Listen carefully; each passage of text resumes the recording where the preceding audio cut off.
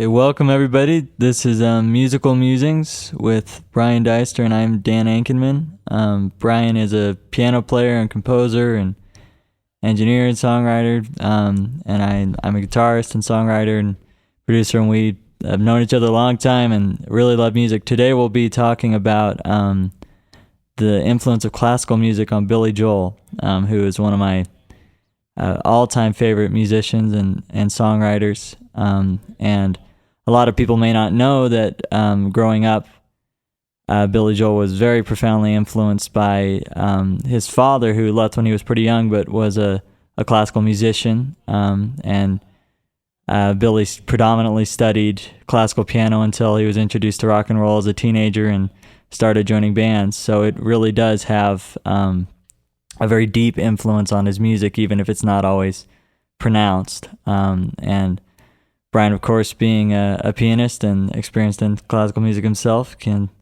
help provide us a lot of insights on this, and we're going to go through a few different songs. So, Bryan, you want to take it away? Yeah, so starting with James, which I think is a very interesting case. I saw in an interview he said that it was principally some sort of Bach thing he was thinking about when he wrote it. Yeah. And I don't know if you'd agree with this, but I think maybe the Bach actually has something to do with the lyrics as well. Because that line, will you ever write your masterpiece, always felt like a reference to a musician who was maybe trying to write something in that Baroque style. Yeah, that's true. But that may be just my reading. Yeah, that's interesting. But the main Bach part of the song is in the introduction, where you have this very interesting melody.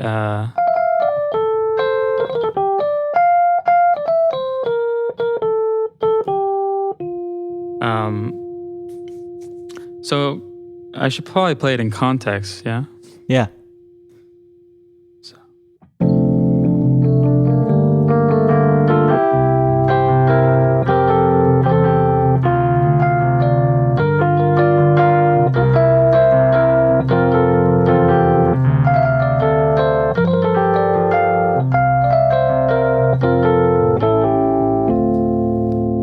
Yeah.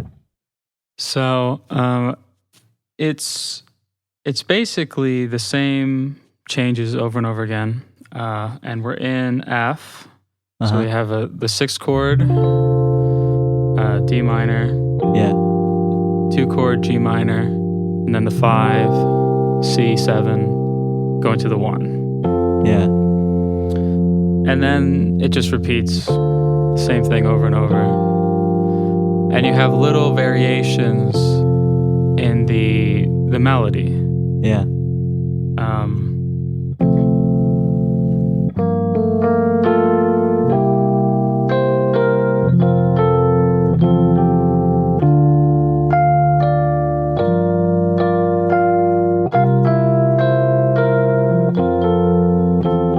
then the last one is the most Bach sounding. Yeah.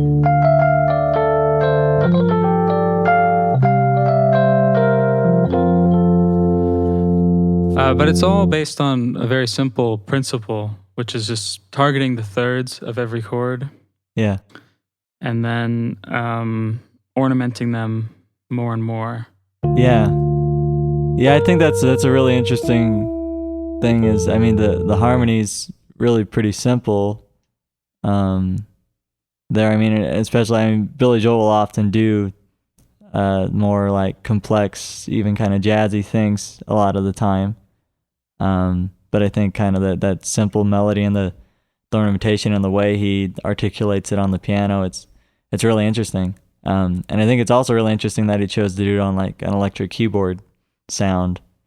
Because I don't know, I think it kind of makes you have to listen a little more for, I don't know, I wonder if part of him with the classical influence too, like wanting to come across in a lot of ways as, a tough New Yorker, he maybe doesn't want to be really putting out there, oh yeah, this is obviously a Bach thing, but maybe it's something you more have to kind of listen for. But yeah, it's really cool the way he develops that. Yeah. Well, it's interesting to me because I think it's more something you would hear from Mozart or maybe even Beethoven, actually. This following the thirds idea. Yeah. I can think of quite a few different pieces in the last movement of the Pathetique of Beethoven. Oh yeah. You have the same kind of thinking.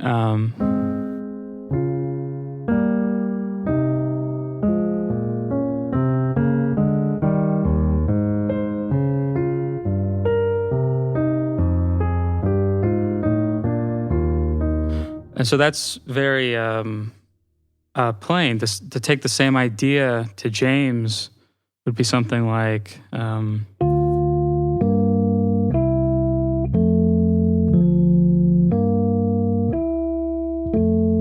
which is not terribly interesting. So then you have to add these ornamentations. And that's probably where the Bach feeling that you would get as a listener comes from. Yeah.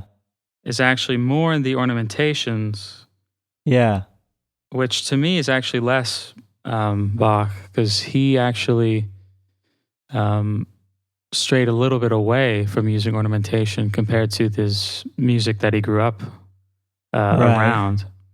Yeah, that's Although true. I guess you could say he had more ornamentation than the music that most of his life was being played. Yeah. I guess it kind of has a Baroque sort of feeling, the ornamentation in that way. I mean, even though it isn't improvised in a lot of cases, it can sound like it almost, like... Yeah, well, if you have these mordents... Yeah. It's a reverse mordant, actually. And then just basically a run, but sort of like a turn and a run. And then that grace note. Yeah. But really, what's just going on is suspending the 4 over the 3 over and over again, basically. Yeah.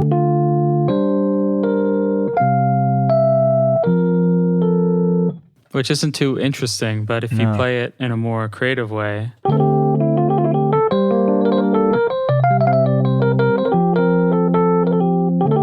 Yeah. Starts to sound pretty good. Yeah. I mean, it's interesting too, like the fairly kind of classic harmonic movement. I mean, really classic, just following the circle of fifths, but then the ornamentation really brings it alive. So it's really interesting. Yeah.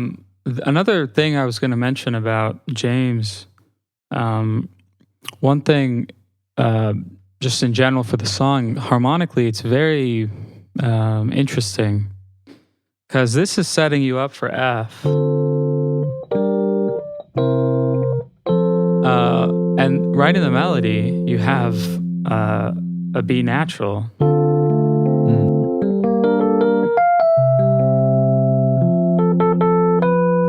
Yeah.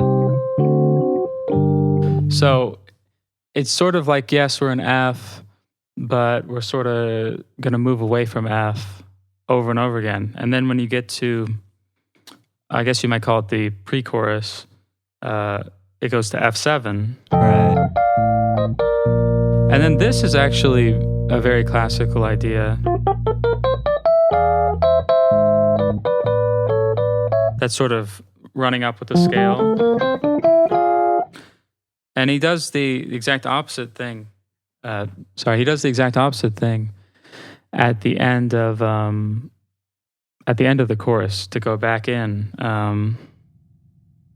So it's at the very end.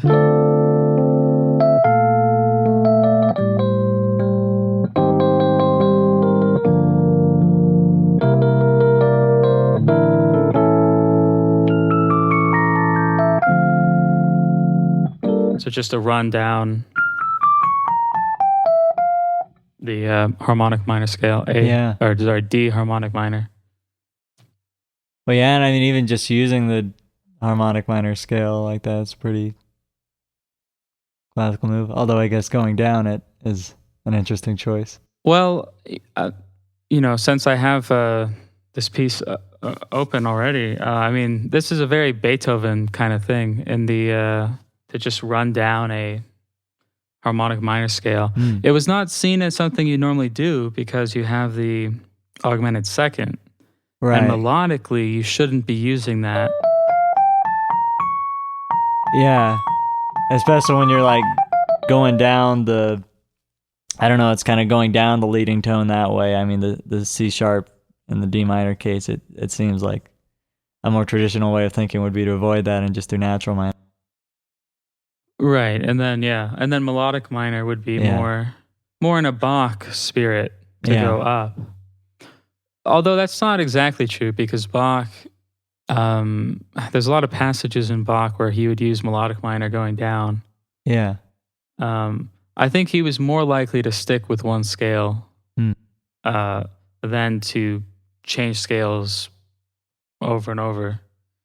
And so that's probably the least Bach part of James is actually the fact that it doesn't really stay in F for very long. It goes to the key of C, goes to the key of B flat, you could say.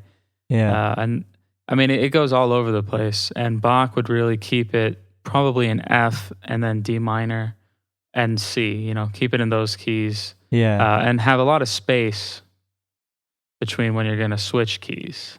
Right. But yeah, I think that's really all I was thinking about in terms of James in particular. Right. And I mean, it's a really cool example though, and it's one I have also heard him bring up quite a bit in interviews. And I think even if you don't really know very much about classical music, you can kind of really, I think that the style of the playing, once you're aware of it, you can kind of really hear it in those ornamentations and things and I think it is true the point you made about it kind of with the lyrics. I mean, the song talks about it's to his friend James who I mean, I don't know if that's actually the guy's name, probably not, or I don't know if it's a real person, but who kind of pursued a more traditional path while Billy Joel pursued music. So it's kind of interesting that he kind of juxtaposes a more classical proper style that's an example of the influence of classical music on him that some might view as more kind of proper than the rock he usually played, that's one of the avenues he used to kind of express that. I don't know, it's an interesting juxtaposition that you have kind of a more refined, if you will, kind of musical approach and reminiscent of kind of following rules and structure that surrounds the story of someone who was living their life based on following structure instead of following their dreams, more from Billy Joel's perspective. So I don't know, it's interesting. What do you want to talk about next? Souvenirs? Let's do Vienna next. Vienna. Yeah, I will never turn down Vienna. Oh, one thing that, I mean, Vienna definitely I think is a really good example of that reminds me of that too with James is, I mean, I think James, you definitely see the classical influence throughout, a little bit like you were saying, but it's interesting to me how Billy Joel will often have these kind of intro little mini compositions, and sometimes there'll be outros as well, like they are in Vienna, and quite a few others that are I think a lot of times it's at least easier to hear the classical influence in those, maybe because a lot of times it's just piano or a lot more just kind of stripped down. But I think that's really interesting and not something that all rock or pop really has, that you would have almost a little mini composition that's your that is your introduction. Not that, of course there's plenty of examples where that is the case, but it's not something everybody does. Yeah. Well, that's why I think. Well, I'll save that for later. Okay. Yeah. But wait, so for Vienna, you think the outro has more of a... No, I was just saying that I think you can really hear the kind of Austrian refined sort of thing in the introduction, and he it's a very similar figure, at least at the end. I mean, I think it's pretty much the same. I think it's just easier to hear that than, when the whole band is in. It's easier to hear, I think if someone draws your attention to it, and I think I even heard him say once in an interview, he may have already had the song Vienna, and then I think maybe that was just a kind of little thing he messed around with that reminded him of Vienna. But I think that it's really cool how that figure kind of bookends the song, and it's kind of like a classical beginning and end to what in a lot of ways, I mean, there's classical elements throughout, to be sure, but it's not something that everyone would maybe be. I think it's easier to hear in the introduction. Right. Yeah. A more direct sort of influence. Yeah. No, I think anything with just solo piano really can evoke that feeling. I don't know. I'm not sure if I actually hear the classical influence, to be honest. In this one, it's a very interesting changes. I mean, it starts with augmented chord. That augmented chord, yeah. Which is very unconventional, even in a more modern kind of classical music, or but it starts there, and then you have even possibly a weirder chord. Sharp 11. A flat 7, sharp 11. Yeah, you just have some very weird chords. Very interesting.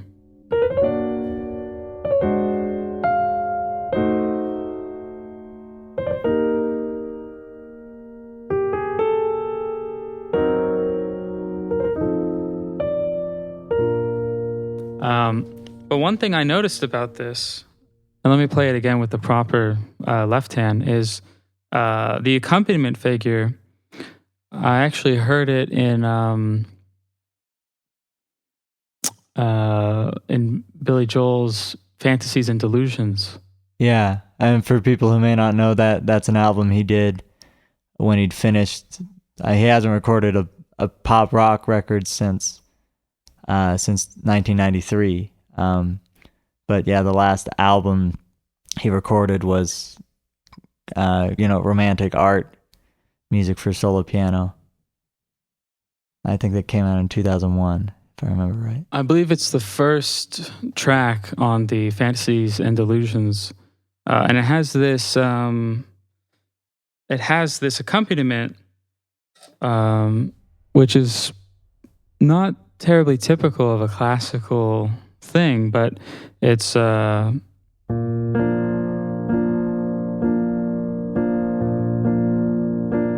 it's all the upbeats. 1, 2, 3, 4.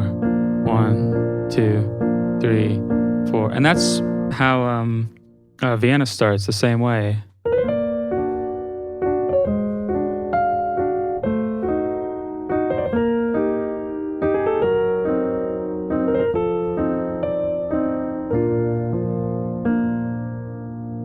So it's just an interesting thing to me, because I can think of a few Beethoven pieces a lot of Beethoven pieces that use this idea of displacing rhythm.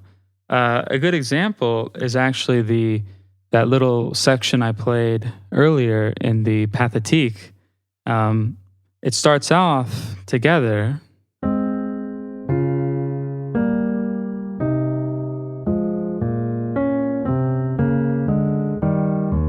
And then disjointed. Yeah. That's cool.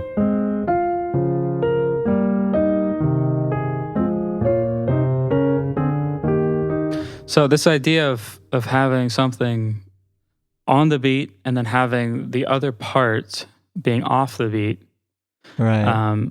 something you find a lot in Beethoven, and I think that sort of accompaniment reminds me of something Beethoven would appreciate. Yeah. But I don't think I know a single Beethoven piece where he uses it, because I think even for him it was kind of rhythmically very weird to do something like that. Yeah. And it's kind of even like a really, I don't know, it's almost a really crude way to do it, because it's still pretty simple. It's just accenting the offbeats pretty exactly. So yeah, that's cool though. I know Billy Joel's a big Beethoven fan, so I don't know, maybe that was what he was going for. One thing that stands out to me too is there's a lot of chromaticism in that melody, it sounds like. Yeah, it's sort of like James in a way, because it's more of as an ornament than I think of someone like Chopin, who would play melodies that were very simple, maybe the first time very simple, and then add this chromaticism. But the chromaticism, it's a little bit different than a embellishment. It's more like there for its own sake. Yeah. Whereas I think in this melody, I think it's just there as a little embellishment. Yeah. You know? Right. You know, it's not really...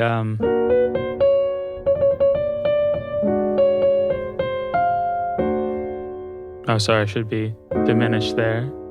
Yeah.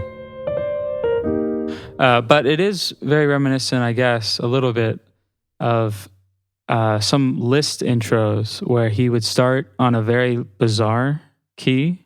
Yeah. Just start in somewhere completely unrelated to the piece. Yeah. And then eventually wiggle his way to where the piece was actually going. Yeah. That's cool. But that was very unconventional for Liszt in his own time. And even now, it's pretty unconventional to have a piece that starts...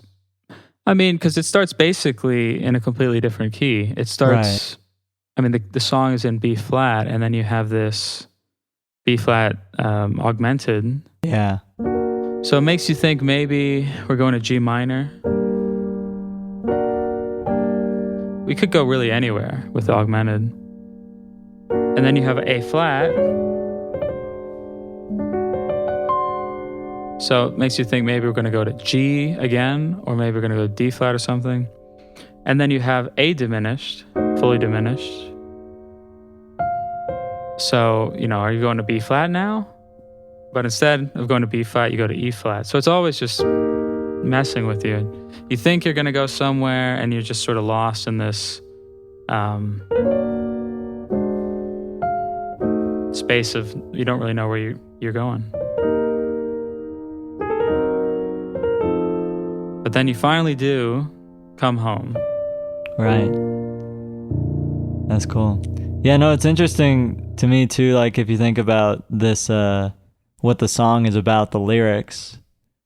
So Vienna is about Billy Joel's dad, like I mentioned earlier, left when he was really young, and he was from Germany. And I believe he moved to Austria, and sometime, I don't think it was until Billy Joel was in his 20s, he was able to get in contact with his dad again, and he went to go visit his dad.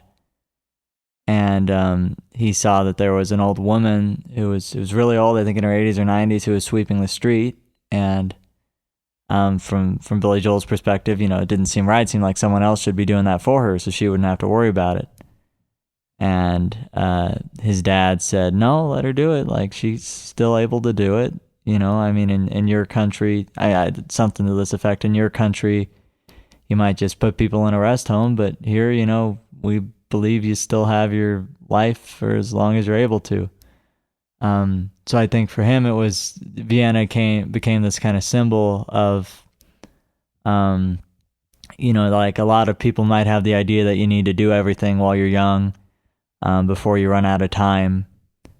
But Vienna is kind of the symbol that, when you realize Vienna waits for you, that there really are things to look forward to, that your life doesn't just end once, your youth is over, or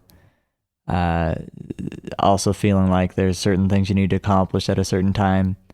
But I think like the harmonic uncertainty of that intro and other things can kind of maybe reflect that same kind of emotion of not really knowing where you're going, and not really being grounded, because in a lot of cases maybe you're just following some sort of arbitrary rules, but really you can end up somewhere else you didn't really think of, like ending up in B flat from an E flat augmented chord. So yeah, that's cool. Yeah. No, that makes sense. I think, there's a lot to be said for having music that makes sense with the lyrics. Not just to have two separate things. Right. Yeah, and I don't know. It could very well. I think it's probably most likely he's not, consciously thinking a lot of the things, but it's just kind of what probably happens a lot. Because I know that he, in most cases, almost every case, he writes music first. So it may have been. I think it's very easy then for that to inform the lyrics, and just kind of the emotion it evokes. And I don't know. I think it's interesting too with this. Like, I mean, kind of like you're saying, it's probably not really a lot of things that classical composers really would do. It's not like he's taken a direct kind of textbook Beethoven or Liszt or Chopin thing exactly. But it's kind of more about evoking that emotion, and still maybe just kind of that sensibility is something that's just part of him as a musician, more than just trying to be like, bam, this is classical music, Yeah, well, as a songwriter, it's hard to really take classical ideas and make them fit into songs. Yeah. It depends on who you're thinking of, but the biggest form is probably the sonata form. It's you find it in symphonies, you find it in piano works, you find it in works for every instrument, for all sorts of things. It's probably the form with the most, in the traditional sense, classical, but also in the entire Western canon of classical music. It's probably the most popular. Right. It's just hard to do that in a 5-minute song or 3-minute song, to incorporate even a single movement of a sonata. Yeah. It's pretty hard to do that. Yeah. So I think a lot of times it's more about sort of suggesting it versus outright copying it. Yeah. Because if you can just give the impression of a classical thing, for whatever reason you might want to do that, it probably makes more sense in that short space of time. Ironically, though, probably the best form, which is the most popular for Bach, the fugue. I can't think of any songs that have any fugue-like characteristics, really. Yeah, I mean, fugues are very hard to probably pull off for a lot of people, for one thing. Well, they're very dense, and so that's why when you write a fugue, if you ever get excited enough to try to write fugues, whenever you write it, you don't want it to be like Beethoven's great fugue. You don't want it to be that, because that's going to take forever to write. You want to just write a short, little, sweet, nice fugue, maybe a couple minutes. But that would be perfect for a song. And just in terms of time, really only. Well, I think one thing that's interesting too is, talking about form. It's also, all pop music has a form. The verse, chorus thing, and having a bridge and there's things that just as you listen to it, you become accustomed to, and you can kind of get your bearings of where you are in the song and know what to expect. And I think that's something that a lot of listeners probably unconsciously really value, and it might make other kinds of music that they haven't listened to as much harder to get into. Like I know for me, before I really started studying jazz or classical music very much, it was harder for me to really appreciate them, even though I could find them impressive or pretty, in little kind of tidbits, little pieces. It was harder for me to really grasp them because I wasn't at first familiar with what was going on in the form and what made the music work. But as I listened to it more and studied it, I was able to get more of a grasp on it and really appreciate it.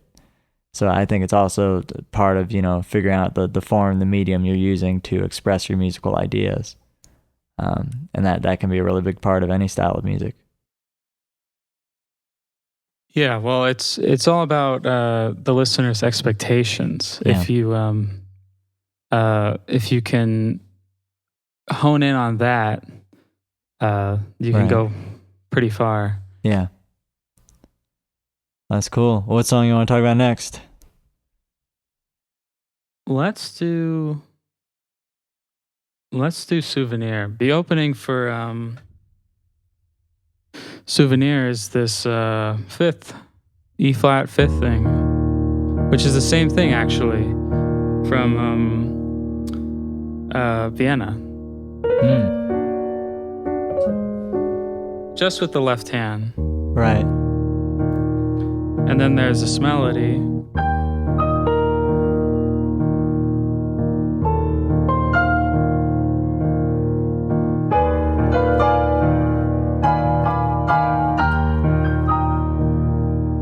But this pulse at the bottom,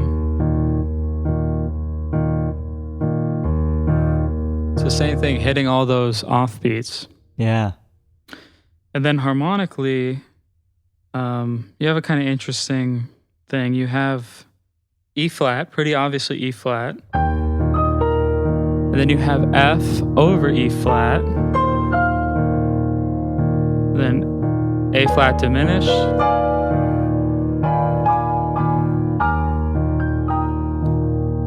And then E flat. It reminds me slightly of of that famous Chopin nocturne in E flat. Yeah.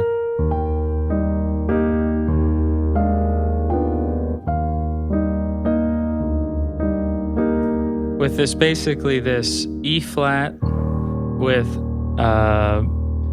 it depends on if you want to call it A flat diminished or B fully diminished or D fully diminished. It's all the same. But with E flat in the bass. Very dramatic sound, but used not really in a very dramatic place, just in the introduction, I mean, it is a fairly striking,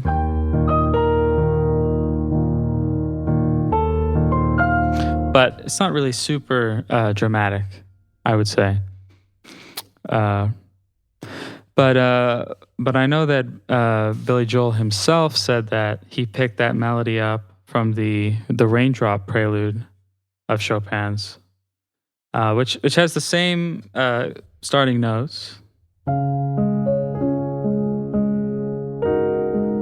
But one thing about the Raindrop, and really in general, I'd say, is the touch is so different for Billy Joel. In terms of how a classical piano player would play it, because this opening is so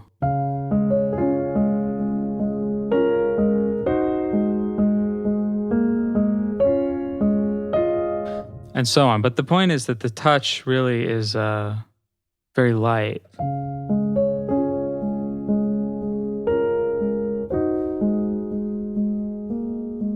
Versus this, which is,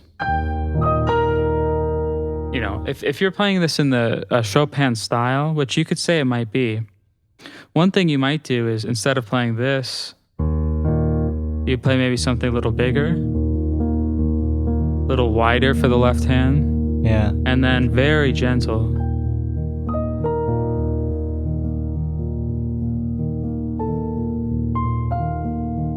And then here you can build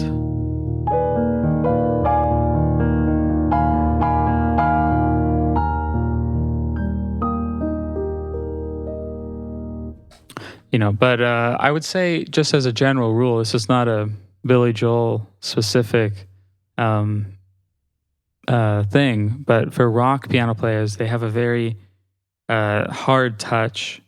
They play very aggressively, which is sometimes very good for recordings, especially when you have to compete with drums and loud electric guitars and things like this. Right.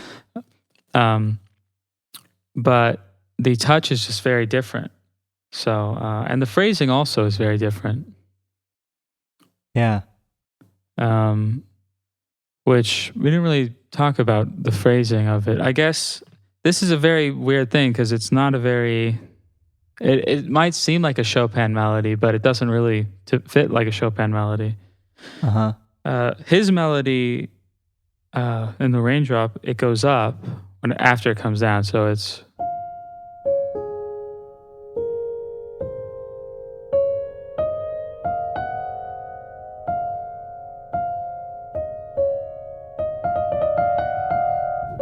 It's almost like one long melody. There's like no breathing possible. It's just one flowing thing.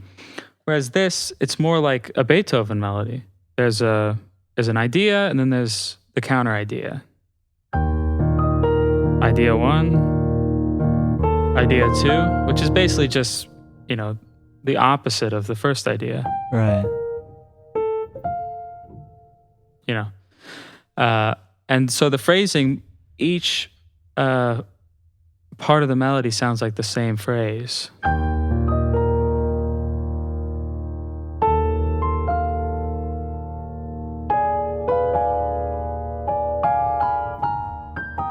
So it fits much better into like a traditional classical view that, and I mean more like Mozart, Haydn, and Beethoven, although you could argue about Beethoven.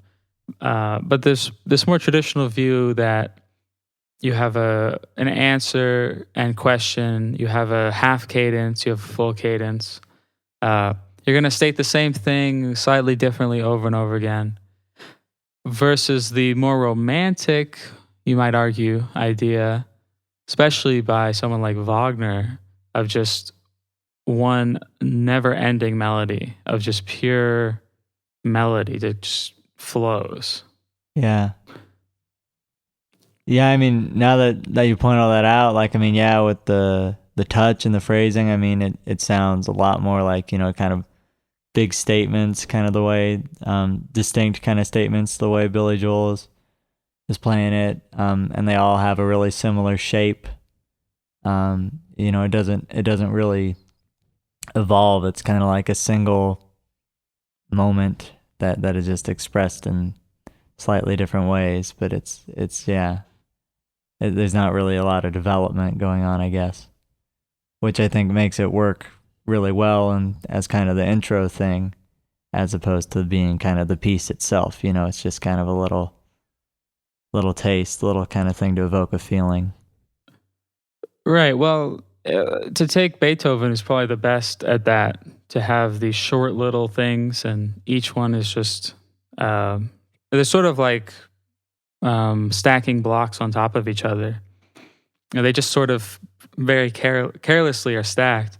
But Beethoven didn't always write like that. He was just known for writing more like that than someone like Mozart, who would write these just long, never-ending melodies. Yeah. Yeah. Let's. I kind of talking about that. That's one thing I heard Billy Joel talking about in an interview once where someone was asking him about the music he listened to, and he was talking about how mostly when he was just listening to music in his free time, he would listen to classical music. And he talked about how Beethoven was his favorite because to him it would seem like just kind of real life, how like you could hear how he kind of had to struggle to figure out where he was going to go.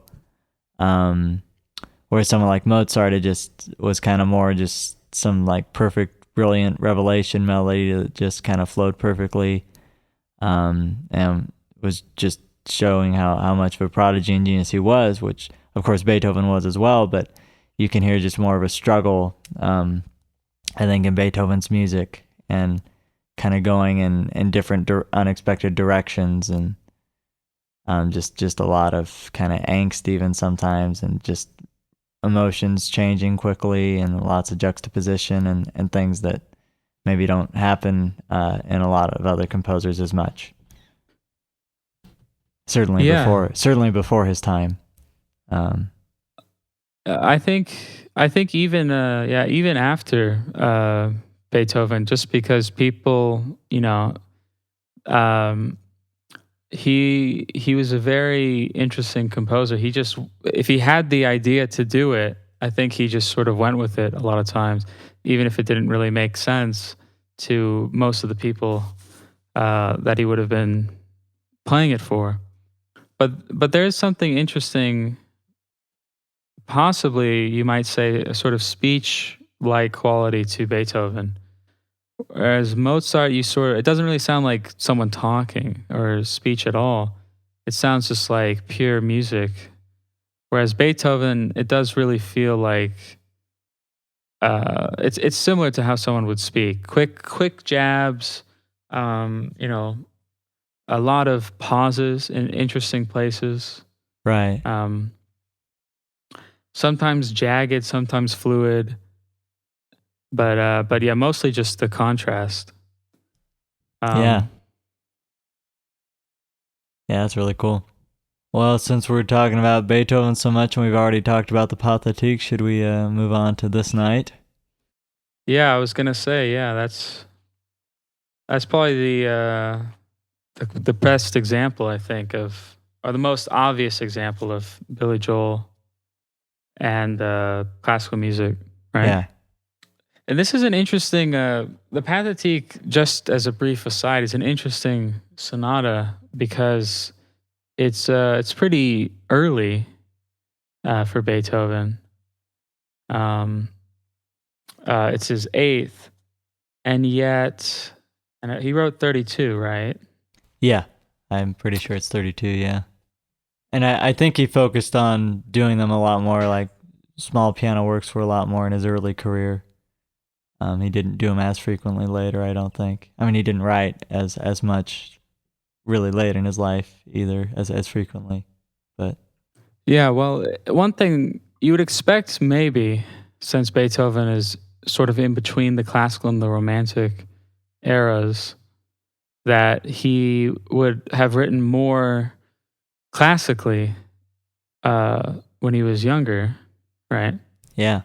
And then as he got older, then he sort of developed into the more romantic old composer that we'd expect, right? Right. But a lot of people have pointed out that it's not really that simple. It's more like Beethoven was just a mess, and sometimes he had very classical days or years, and then sometimes he had very romantic. And usually the later I find to be more classical. He was more concerned about form. He's more concerned about even things like fugue and older forms. But this earlier sonata is very romantic in a lot of ways. It's very dramatic. And I think this second movement is probably one of the most pretty things Beethoven wrote. Yeah. And so that's why Billy Joel had to pay homage to it. Right. Yeah, and I mean, for people who may not know, the Pathetique Sonata, it's called that.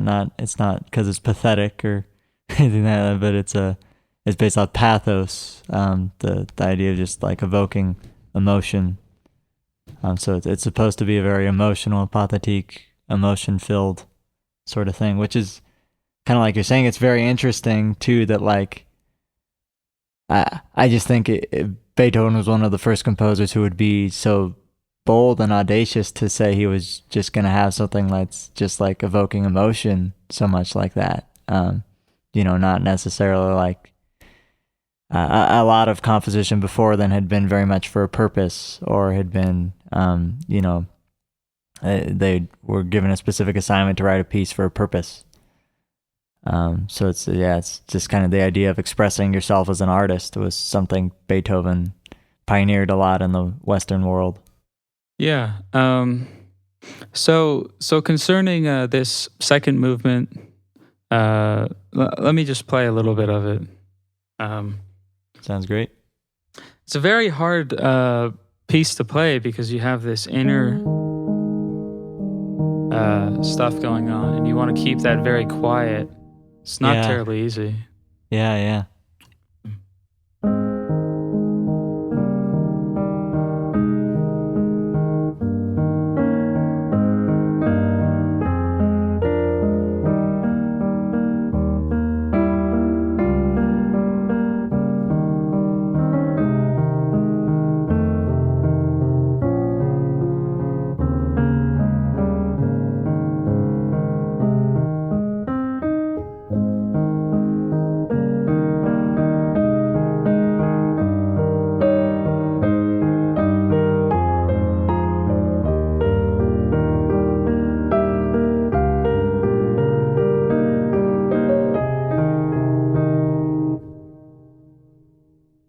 I'll just stop there. I mean it is very, very pretty. You're right. It's very pretty for Beethoven too.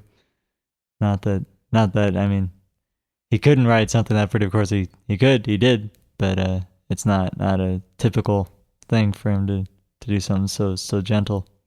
The thing I was going to say is the melody is actually repeated twice, verbatim, with just the difference that first time it's just lower. It's just a single melody, and then the second time, it's in octaves, so it's a little bit bigger.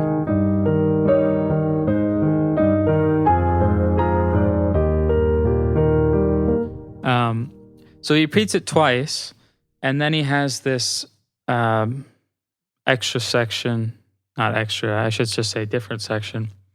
And it goes off and does its own thing.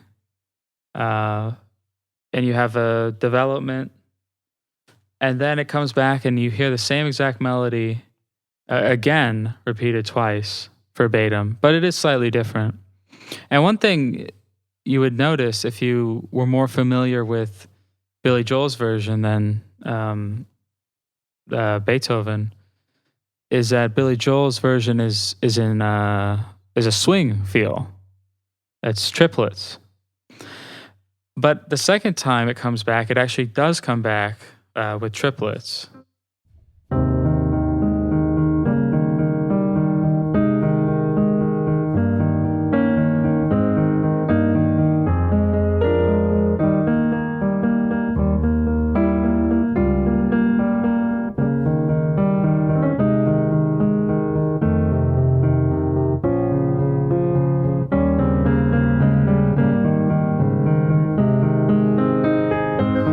And the same thing, it goes up and plays it in a higher octave with actually octave.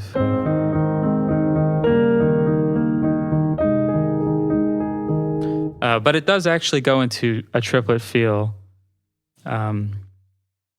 later. So it's not that Billy Joel switched it into a triplet feel. I think he actually used this version, the triplet version of it, as the template. Because there's two differences in the melody, and So the first time, it's actually very weird because it looks exactly the same. I'll play the specific part.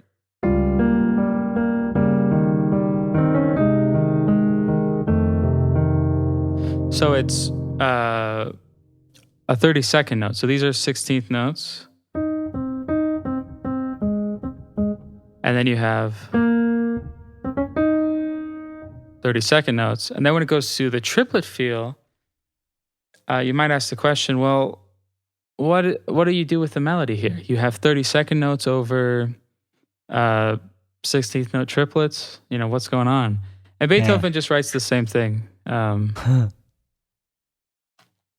He just writes the same thing. So I've listened to many people play it, and when they get there, it's very interesting to see how they sort of handle this issue. Right.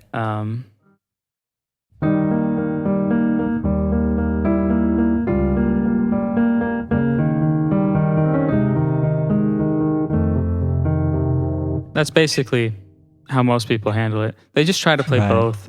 Yeah. And it's very messy. So that part is actually, Billy Joel actually does do it in the 16th note way, even though it's triplets in the accompaniment. So that's actually the same. Although I've heard some people play that rhythmically different.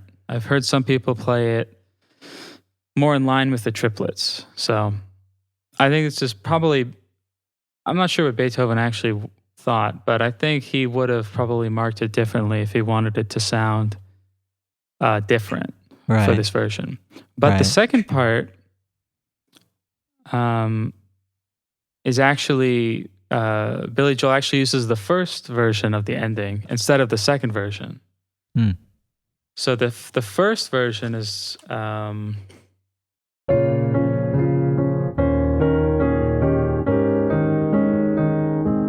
So that melody,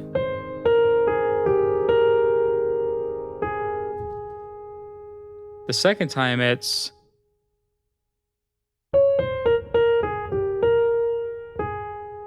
so it becomes more of a triplet thing. Sorry, it should be triplets.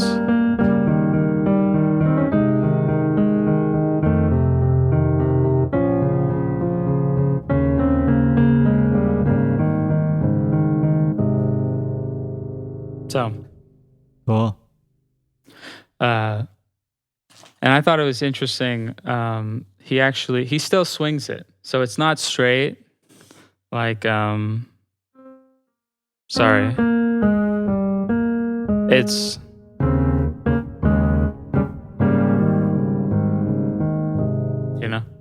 it's still swung. So Billy Joel, you're saying, right? Yes. Yeah. Yep.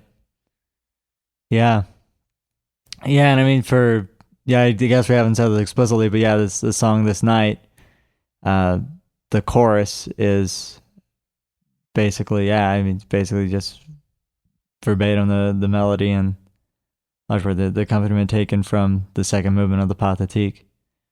Which, that's very interesting too, because that album, An Innocent Man, was largely a project where Billy Joel was writing songs in the style of the 50s and 60s R&B music that kind of first influenced him. But it's kind of interesting that he chooses that, an album that's kind of about going back to his roots, that is an album where he decides to have a song that takes a Beethoven melody verbatim like that. I think that's kind of cool. Just showing that it really is a big influence on him. Yeah, well, I think if you're gonna take any melody from Beethoven, I think this is a good one. Yeah, it's very memorable, and it's a good melody. Yeah, and that's not. It's not something Billy Joel does very often, where he would just take a melody like that. I think a lot of the influence of classical music, in particular, but other kinds of music too, it tends to, I think, to be a lot more subtle a lot of times for him. But yeah, it's kind of cool to have this example where he just straight up uses that melody. He does just something maybe interesting or not to point out. He does change the key. Yeah, that's true. Yeah, the chorus is in a different key. He has it in F. Right. So the original is in A flat. Yeah. And it's interesting too because he, like in the song, it modulates into F for the chorus too. Like I think the verse is in A. Yeah. That's cool. Right, yeah. It is kind of unexpected. Yeah, it's interesting the way he decides to do it. And then he does it, he takes it up at the end as well. The chorus, he transposes it up. So it's a lot of blending of a lot of different styles because it does still sound in a lot of ways like, you know, a 50s, 60s doo-wop tune, you know, just with this gorgeous soaring Beethoven melody. It's pretty cool. Yeah, it is interesting, the blend of influences. But I'd say, I would agree with you that I don't think Billy Joel is really stealing melodies. I think this is a very special case where he would, I think most of the time, I think maybe this is too much to say, but maybe the more you know about classical music, you might start to be more confused, you know? Because there's always things that are like, is sort of his interpretation of certain things. And now obviously he's not trying to just do a classical thing. Right. So that's part of it as well. Right, that's true. And I mean, he also, you know, he's not a concert pianist, you know, and as far as, you know, some people go, you know, he's not necessarily the world's leading expert on classical music by any means, but it's still cool to see the influence it had, you know. Yeah, well, I think no matter how you look at it, it's probably a good thing to listen to music and enjoy it, and if it influences you to write something very different than that or whatever, that's probably a good thing. I think for me, if I had to pick the composer that Billy Joel reminds me the most of, it probably would be someone like Beethoven. I think he'd be very, very happy to hear that. And I'd agree, I think. Yeah, well, because there's, you know, I listened to his Fantasies and Delusions, and there were some moments where I saw, I should say I heard maybe some Debussy, you know, impressionistic sort of things, or maybe some Chopin. But I think really it's more someone like Beethoven. That's very much, and that's probably why he likes classical music, because it's so different than the sort of rock and pop stuff. And it works well as either an introduction or as just a small section to have something that's not overly loud and abrasive, and just have something where it's just more relaxed as just a contrast, you know? Yeah, it's a really nice departure. Thank you everyone for joining us. It's been a lot of fun. Really cool topic, I think, to explore. Like I said, Billy Joel's one of my all-time favorites. So anytime I get to dive a little deeper into him, I'm a happy guy. So thank you, and we will see you next time.